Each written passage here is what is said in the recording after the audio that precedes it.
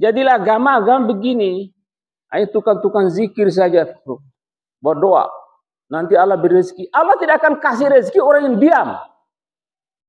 Orang bergerak, makanya saya lihat Pak. Orang-orang Cina itu, jadi kaya raya Pak. Namanya harta benda itu dijemput dengan kerja. Mau cerdas, kerja. Itu. Kerja gitu. Kalau tetangga itu tidak makan, dosa besar kita. Kita bergelimang dengan harta. Ya, benar. Ikuti Siti Hajar. Coba lihat Siti Hajar Pak. Luar Ibrahim. Apa dia tinggalkan? Ada kekayaan dia tinggalkan? Hanya ditinggalkan adalah Ka'bah. Kemudian yang ditinggalkan air Zam-Zam. Air Zam-Zam sekarang, kalau 3 juta orang naik, 10 liter satu orang, berapa itu? Bawa, nah habis itu barang. Jadi harta benda itu dizakat, disedekahkan, infakkan, tidak pernah habis. Itu harta benda Pak, hati-hati. Harta benda, hati-hati. Ditanya sama Allah nanti harta benda, dari mana hartamu dan kemana?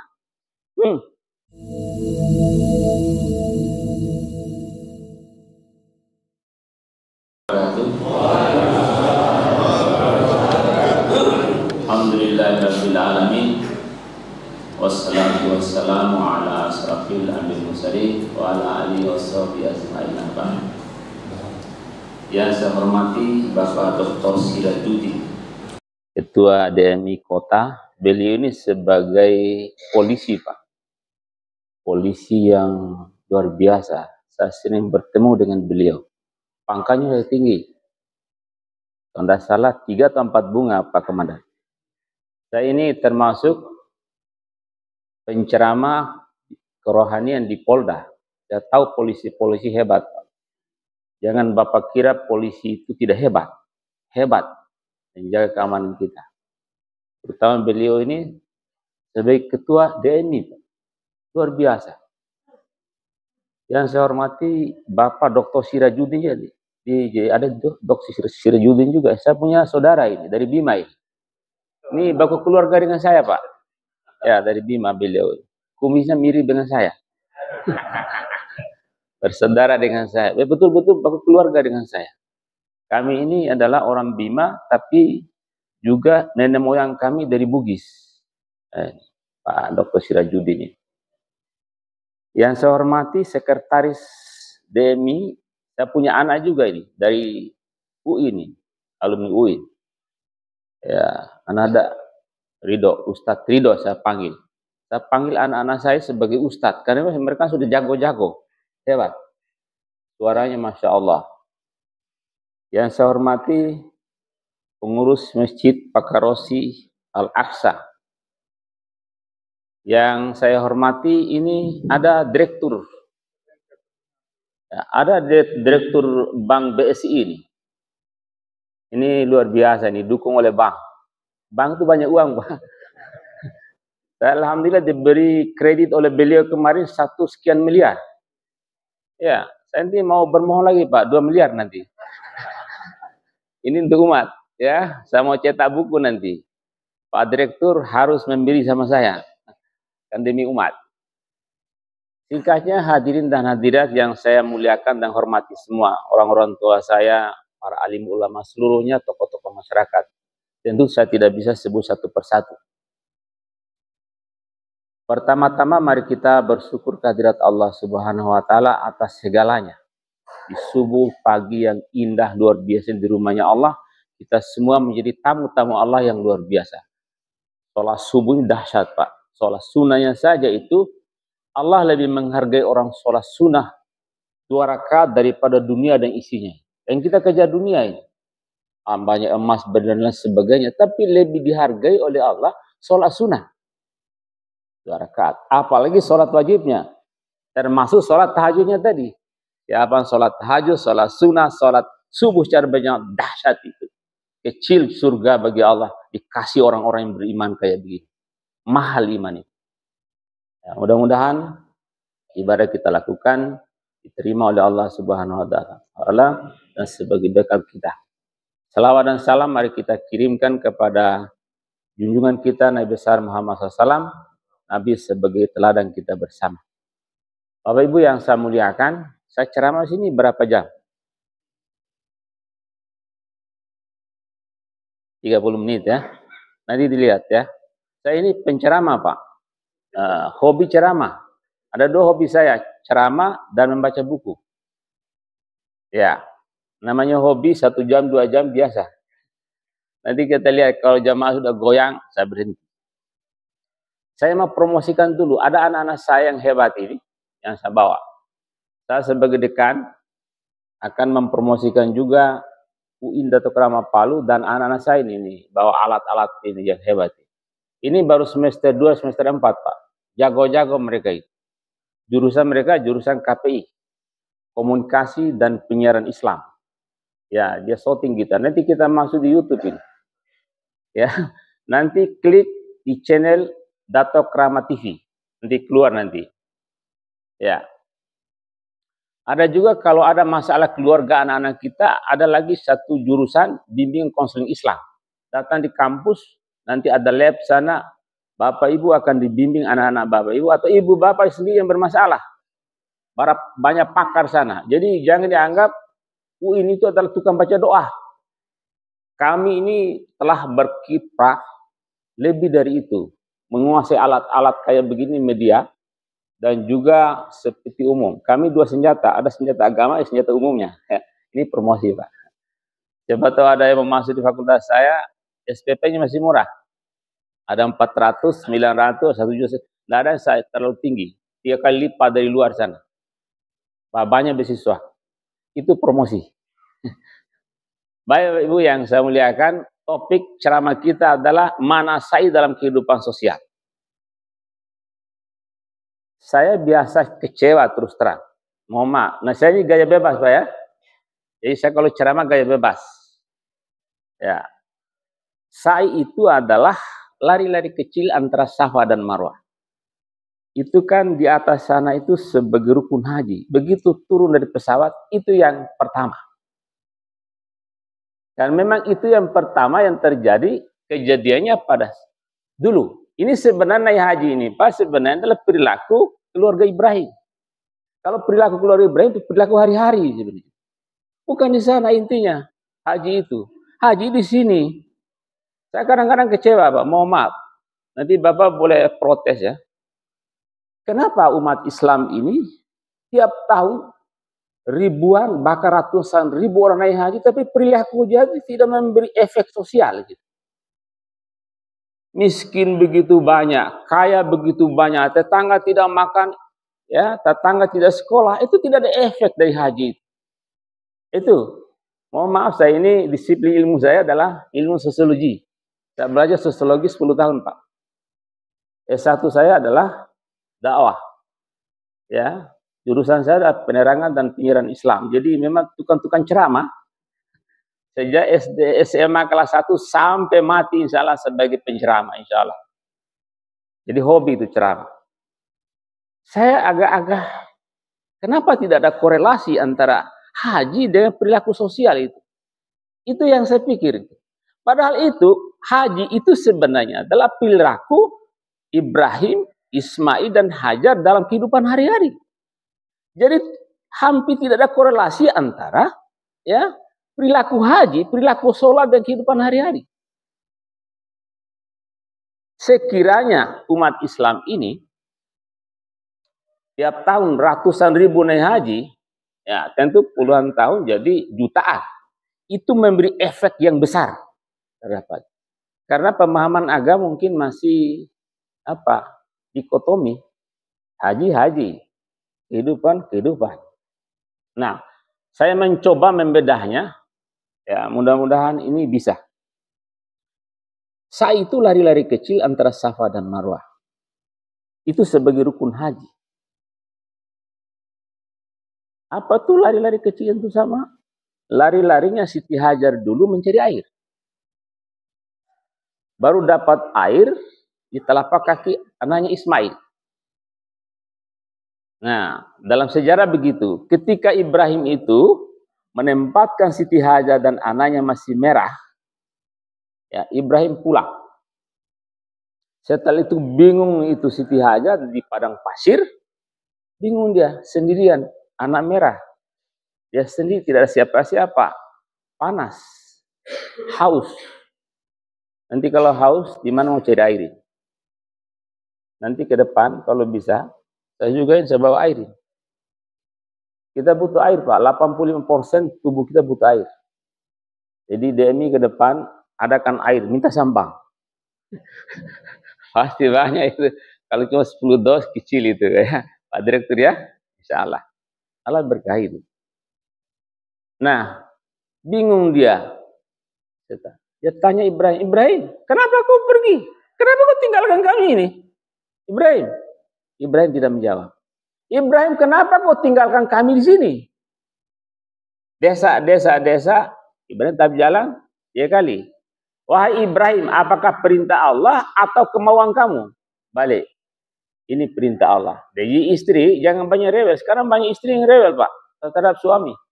Jangan rewel. Kalau istri baik, seperti Pak Komandan ini, oh, maaf, ya, terus terang. Pak Direktur ini dan kita semua, istri berhenti. Berhenti dia.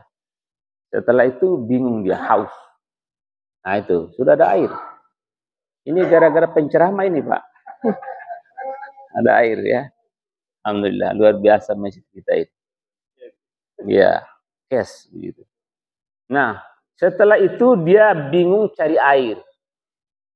Singkat, setelah itu lelah. Tadi Ananda tadi, Ustadz Ridho tadi membacanya tentang bagaimana kegiatan hajar antara Safa dan Marwah. Min sa'airillah tadi ayatnya kan. Dapat air. Nanti ke depan kalau diundang di DMI, saya mau bedah. Kemampuan ilmu Safa adalah membaca fenomena sosial dan simbol-simbol sosial. Kenapa air itu tumbuh di kaki Ismail, bukan tumbuh di kakinya Hajar? Kenapa? Nah sekarang banyak orang membuang orang tuanya. Banyak orang mengabaikan anaknya. Itu kita mau bedah ke depan. Kenapa Ka'bah itu di sekelilingnya ada Hajar Aswad, ada Hijr Ismail, ada makam Ibrahim. Itu simbol-simbol sosial itu. Saya mau beri makna nanti. Cuma ini adalah sa'i. Itulah sa'i. Sa'i itu lari-lari kecil antara Safa Marwah yang dilakukan oleh Siti Hajar cari air. Kalau begitu dalam kehidupan, maknanya apa? Maknanya kita kerja. Jadi sebenarnya sa'i itu kerja. Jangan dimaknai sa'i itu adalah lari-lari kecil selesai. Itu dangkal sekali. Dalam kehidupan hari-hari kerja. Kerja gitu. Dalam bekerja harus dilibatkan seluruh komponen. Ini kadang-kadang tak salah kita dalam bekerja. Yang pertama dilibatkan adalah ruhani kita, jiwa kita, hati kita libatkan total. Yang kedua adalah pikiran kita secara total. Yang ketiga adalah fisik kita secara total. Itu namanya sa'i. Kalau tidak begitu, bukan sa'i namanya. Jadi sa'i dalam hidup itu adalah kerja totalitas. Saya kadang-kadang kecewa umat Islam, termasuk diri saya, kecewa. Kita orang Indonesia umat Islam loyo-loyo. Kerja loyo-loyo. Hasilnya juga loyo-loyo. Yang banyak miskin itu umat Islam. Harus diakui Pak, negara-negara muslim adalah negara-negara miskin. Nah, kita termasuk miskin, termasuk saya. Miskin. Ya. Miskin istri juga Pak. Istri baru satu. Tidak apa-apa. Ya turunnya ada temannya ini. Oke. Miskin. Karena kerja kita santai. Apa mau diharap dengan kerja santai? Ikuti Siti Hajar. Hajar itu full kerjanya. Melibatkan rohani, jiwanya, hatinya secara full total. Kemudian pikiran secara total. Fisiknya secara total. Capek gitu kerja. Capek keringat itu adalah balas. Dan itu dijadikan sebagai rukun haji bagi Allah. Jadi kerja orang-orang beriman secara total ini Allah abadikan. Nah, kerjanya santai, maka jadi miskin. Sebenarnya miskin itu karena kurang gerak. kurang kerja. Nah, ini yang saya kadang-kadang juga berpikir begini, Pak. Kadang-kadang ada ulama, kiai, ustadz, kadang-kadang juga orang-orang hebat yang juga memberi rekomendasi, berzikirlah kau 10.000, 20.000. Dari mana ke mana ini barang? Dasarnya dari mana itu? Ada enggak hadisnya itu zikir 10.000, 20.000, 30.000 membuat orang itu zikir terus, zikir terus, zikir. Tetapi kompetisi di luar orang raih. Kita tidak bisa berkompetisi di luar. Jadilah agama-agama begini. Ayo tukang-tukang zikir saja, berdoa. Nanti Allah beri rezeki. Allah tidak akan kasih rezeki orang yang diam. Orang bergerak. Makanya saya lihat, Pak, orang-orang Cina itu, oh jadi kaya raya, Pak. Namanya harta benda itu dijemput dengan kerja. Mau cerdas, kerja. Itu. Kerja gitu. Saya mau maaf, Pak. Saya sempat di Australia, tinggal di Australia 3 bulan. Saya iri kepada orang luar negeri itu. Kami diberi dulu pada tahun 2008, seluruh yang program doktor harus jalan ke luar negeri. Termasuk saya ke Australia. Kami diberi uang 130 juta untuk menyelesaikan doktor ke luar negeri. Saya mencoba menabung uang di Bank Commonwealth di Makassar. Ya, saya dengan pegawai bank itu, mohon maaf Pak Direktur, ya, kerja mereka dahsyat gitu. Jadi ketika dia jalan, saya ikuti, saya yang lari, dia jalan. Bayangkan itu. Jalan bagaimana ini orang? Saya bilang, saya lari, dia yang jalan. Saya kira dibuat-buat seluruh pegawai bank kayak begitu. Itu kerja orang Pak di luar negeri. Jadi kalau Bank Commonwealth, bank-bank luar negeri atau orang kerja di luar itu, coba lihat orang-orang pendatang itu dari luar negeri, dahsyat Pak, kuat. Ketika saya di Australia juga begitu, kita jalan-jalan pagi, teman-teman 13 orang, wah, dia jalan, saya yang lari. Sama juga tadi pegawai bank. Rupanya mereka dikader, orang Indonesia dikader seperti orang luar negeri di bank. Nah kita tidak begitu, jalannya loyo-loyo. Nah asing juga loyo-loyo. Kenapa begitu? Kesalahan konsep bangsa ini. Kesalahan konsep bangsa ini. Saya bilang, kesalahan konsep bangsa ini. Apa? Sarapan pagi. Sebentar. Bukan, kalau bisa nanti jangan bilang sarapan, makan pagi. Orang luar negeri tidak ada sarapan pagi. Saya ketika dosen saya, dia bilang, coba tulis kebiasaan kamu hari-hari. Dosen saya Ibu Sarah namanya. Dia seorang muslimah dari Iran. Irak ketika perang, Teluk dulu, dia lari. Pindah ke agama Kristen. Cantik orangnya. Oh, banyak jatuh cinta sama dia. Saya tidak. Jatuh cinta sedikit. Gitu. Namanya laki-laki kan begitu. Saya menulis kebiasaan hari jam 7 pagi, saya sarapan pagi. Dia bilang, no Adam, no breakfast but eaten. Dia bilang, no this Indonesian. Saya bilang, no, dia saya bertengkar mulu dengan dia. 4 kali dia saya harus mengalah sebagai mahasiswa. No, eaten. No breakfast but eaten. Dia dengan awal ballpoint dia kasih begini-begini. Setelah saya penyakit mah, Pak, baru saya sadar. Saya hampir mati, Pak. Ini kan orang Indonesia begini, kita umat Islam begini, puasa Senin Kamis tanpa sahur, kan begitu? Kadang-kadang begitu. Puasa saya adalah selang 1 hari puasa Nabi Daud, jago saya dulu itu. Tetapi rata-rata tidak sahur. Nanti bukanya hanya minum air dan kurma, kan begitu kita. Lalu nanti makannya adalah jam 9. Apa yang terjadi? Saya paksa diri saya belajar, lantas kurang tenaga dalam, saya hampir mati. Jadi penyakit mah berat. Orang penyakit mah berat, Pak, tidak ada obatnya itu. Saya punya om itu penyakit mah berat, muntah-muntah darah dia. Dia bilang 2 nasihat sama saya, jangan pernah kosong perut dan jangan injak semen tanpa alas kaki, dia bilang. Di kontak seperti listrik ini, Pak. Nah itu kesalahan dari konsep bangsa ini, yaitu sarapan pagi. Sebentar kalau bisa jangan sarapan pagi, makan pagi. Saya udah makan tadi Pak, begitu bangun saya langsung makan. Saya ikuti saya punya dosen. Sekarang alhamdulillah ma saya sudah sembuh, ada juga sedikit. Baik, apa efeknya daripada makan pagi dan kerja?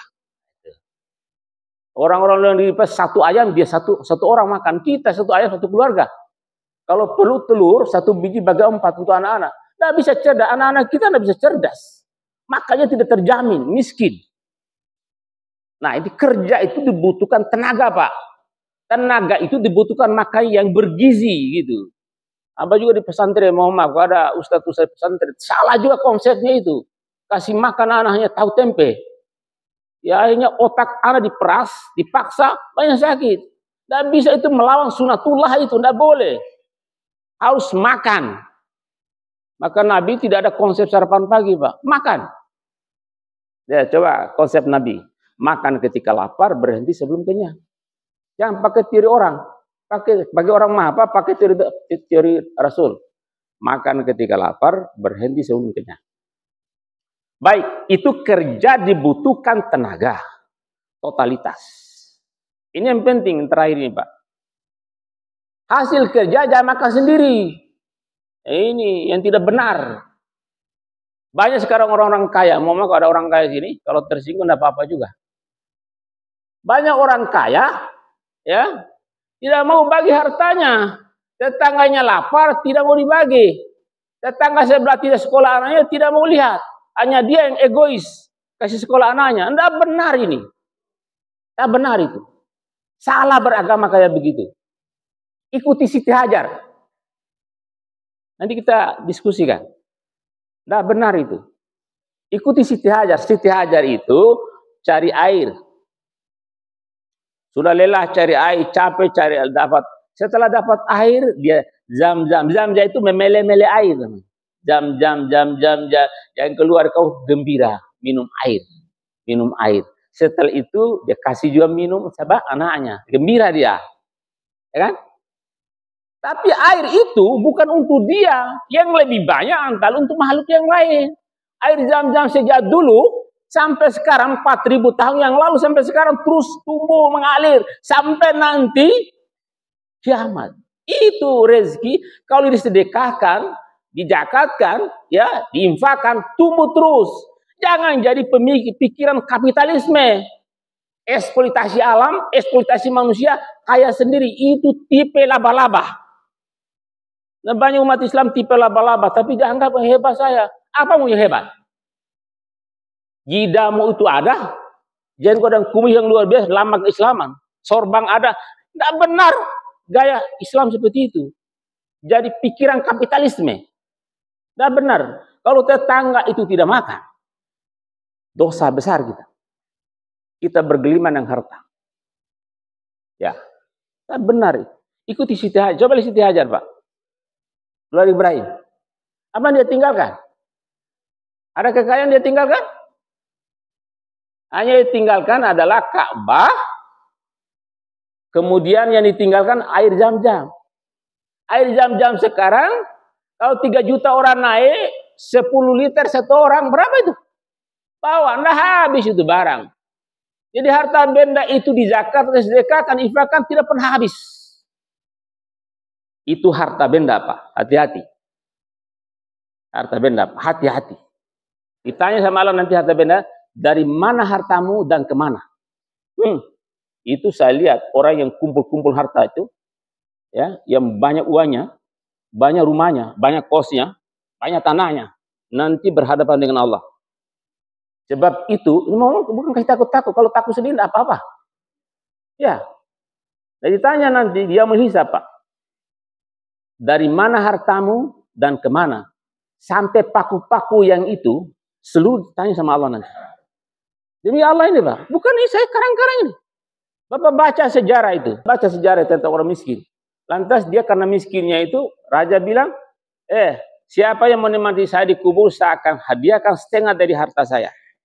Bilang itu keluarga, hore bapak, pergi bapak. Daripada miskin terus kita, pergi. Apa yang terjadi ketika meninggal raja? 40 hari, 40 malam. Bukan raja ditanya, dia ditanya. Ditanya cuma satu, kan cuma satu kayanya. dari mana ini kampakmu ini dan kemana. Kemananya ini jadi urusan. 40 hari 40 malam belum selesai. Begitu selesai perjanjian bangun. Hebat, Bapak akan dapat ini. Enggak, berhenti. Sedangkan satu kampan tidak selesai 40 hari 40 malam. Apalagi bapak-bapak punya uang banyak. Ya, punya harta banyak, punya istri banyak. Pertanyaan tidak habis. Jangan kumpul harta benda yang banyak kita tumpuk-tumpuk seperti laba-laba. Nanti orang senang-senang menikmati harta itu, kita nanti bertanggung jawab sendiri di hadapan Allah. Bagi-bagilah harta. Setelah ini kalau punya harta, mohon maaf, bagi-bagi sama saya. Mohon maaf Pak, anak-anak saya ini rata-rata miskin, 700 orang Pak. Yang saya pimpin sekarang. Saya rasa kasihan Pak. Anak-anak saya ini. Sudah capek tanda tangan saya ini. Tiap hari 20-30 tanda tangan, bahkan itu di atas itu. Mereka ini dengan itu, beasiswa cerdas ini. Tadi malam saya baru dengar, baru 56 orang yang lolos kasihan. Dari sekian ratusan tanda tangan. Kalau satu UIN itu 10.000 mahasiswa, rata-rata mahasiswa kami ini Pak adalah orang miskin. 70% anak miskin. Bapak-bapak yang punya uang, yang punya harta, jual itu Pak. Kasih sekolah anak-anak itu. Kasih makan orang miskin itu hebat, tetapi yang paling dahsyat adalah kasih sekolah sebab jangka panjang dia.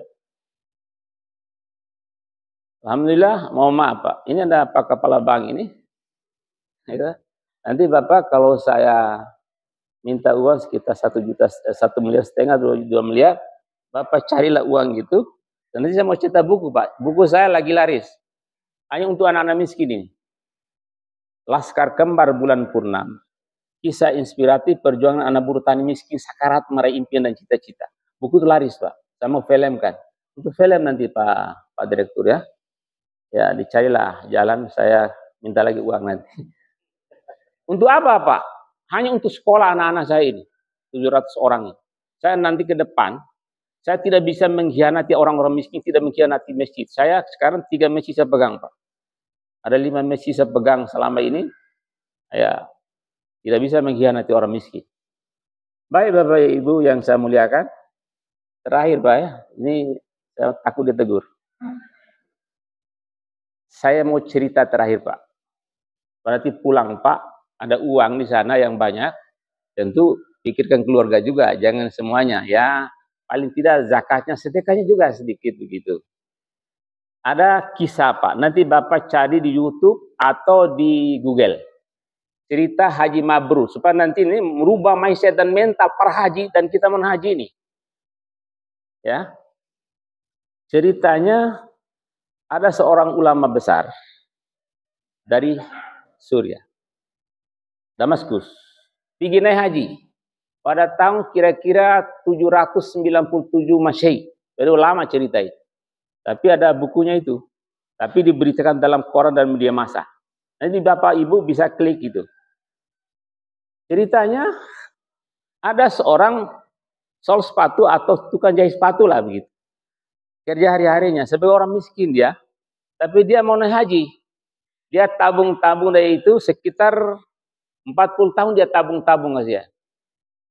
Ya, ulama besar ini coba lihat. Ini kan melihat perilaku haji umat Islam seluruh dunia ini kan hampir mirip-mirip. Ya. Hampir tidak ada korelasi antara kehidupan sosial dengan hajinya. Jadi Allah itu tidak lagi mengirim lagi rasul dan nabi, tapi mengirim orang-orang tertentu untuk bisa menceritakan. Saya ceritakan ulang. Bagi nanti Bapak Ibu yang belum dengar, tapi kalau mau hebat, klik itu barang. Ya, ceritanya ketika ini ulama besar ini ahli hadis, selesai melaksanakan ibadah haji, tertidur dia. Ada namanya terjaga Pak. Terjaga itu mata terbuka, mata itu tertutup begitu, tapi ingatan seluruhnya seperti ini, tutup mata begini. Diperdengarkan percakapan 2 malaikat. Bayangkan Allah kirim malaikat bercakap depan dia. Jadi kayak begini, baring begini, didengar. Berarti dia tidak tidur. Tapi dia dengar, tapi tertutup mata. Berdia 2 malaikat. Ya. Berapa orang naik haji tahun ini? 600.000 sekian orang. Ditanya malaikat yang lain, berapa yang haji mabrur? Satu pun tidak ada yang haji mabrur. Bisa dipastikan Bapak Ibu, kalau tidak mabrur di tempat kehidupan ini, pasti tidak mabrur di atas sana. Pasti itu. Mabrur itu haji itu di sini, bukan di sana. Di sana kan kecil, di sini berapa puluh tahun kita di sini. Nah, kata malaikat yang satu pun tidak ada yang haji mabrur katanya. Tentu heran, bertanya lagi, kenapa begitu? Tapi ada satu orang, ini ada nasi lagi nih. Ini lama ceramah kalau begini nih. Ya terakhir ini sudah capek juga Bapak Ibu mendengar. Tapi ada satu orang yang tidak naik haji, yang ada di Damaskus sana, tukang penjahit sepatu. Dia itu adalah haji mabrur, diampuni dosanya oleh Allah, tidak naik haji. Coba Bapak Ibu, tidak naik haji, tapi dia haji mabrur dan diampuni seluruh dosa, sehingga 600.000 sekian orang semuanya haji mabrur. Gara-gara dia yang tidak naik haji, sol sepatu itu di Damaskus. Itu artinya orang kerja keras di sini, tadi melibatkan seluruh komponen hidupnya, lantas bagi-bagi hartanya, dasar itu namanya haji mabrur. Nah, ini ulama besar ini tentu penasaran. Kembalilah dia tidak pulang ke rumahnya. Dia langsung cari itu. Singkat cerita, tadi di kota tidak ada, rupanya di pinggir kota. Diberitahu, di pinggir kota sana. Ditanyalah. Sudah dapat. Tanya. Anda ini menurut percakapan malaikat yang Allah kirim, Anda sebagai haji mabrur. Ya. Coba ceritakan sama saya apa yang terjadi. Ceritanya begini, kita singkat. Saya ada keinginan naik haji, 40 tahun saya tabung uang, tetapi ada sesuatu. Apa yang terjadi? Rupanya sebelum naik haji dia, istrinya lagi hamil, ngidam berat. Dia rasakan ada ciuman aroma yang begitu luar biasa dari tetangga. Bang, coba itu, tengok dulu sana. Ada saya mau makan sedikit saja. Pergi tengok dia. Assalamualaikum. Rupanya di gubuk yang hampir rubuh. Di situ ada janda. 6 anaknya, janda. Dia bilang, tolong itu masakan biar sedikit saja untuk istri saya yang lagi hamil sekarang, dia ngidam. Dia bilang, maaf, makanan ini haram bagi Anda, halal bagi kami. Maksudnya bagaimana? Kenapa bisa haram bagi saya? Kita sama-sama muslim. Tidak bisa, menangis dia. Kenapa begitu? Coba cerita. Kami ini sudah berhari-hari tidak makan. Tidak makan. Cuma ada keledai yang mati, bangkai keledai, kami ambil sedikit itu dagingnya, kami masak. Maka tidak cocok bagi Anda. Menangislah ini. Namanya Ali bin Al-Muwaffaq. Kalau ulama tadi, Abdullah bin Mubarak. Nah, ulama tadi. Dan ini Bapak buka itu di YouTube atau di Google itu. Cerita itu. Saya baca tuntas itu. Nah, menangis dia. Pergilah sama istri cerita, menangis istri. Kalau begitu kita masak abang, langsung masak, bawa sama dia. Setelah dimasakkan, setelah itu seluruh uang naik hajinya 350 dirham dikasih kepada tetangga itu. Tidak naik haji dia. Itulah asbab itu, ya, dia dianggap sebagai haji mabrur oleh Allah Subhanahu wa taala.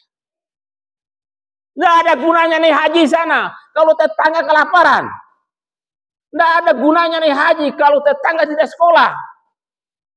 Sekolahkan kita, sekolahkan anak kita, sekolahkan tetangga, gitu caranya. Kalau begitu Pak, rubah mindset dan mental kita. Haji mabrur dalam kehidupan. Ya, haji mabrur dalam kehidupan. Jadi sa'i dan lain sebagainya di sana itu adalah perilaku hari-hari keluarga. Kalau begitu hari-hari keluarga kita. Jadilah ya keluarga Ibrahim yang dicetak di sini. Ya, haji mabrur di sana itu tentu secara syar'inya.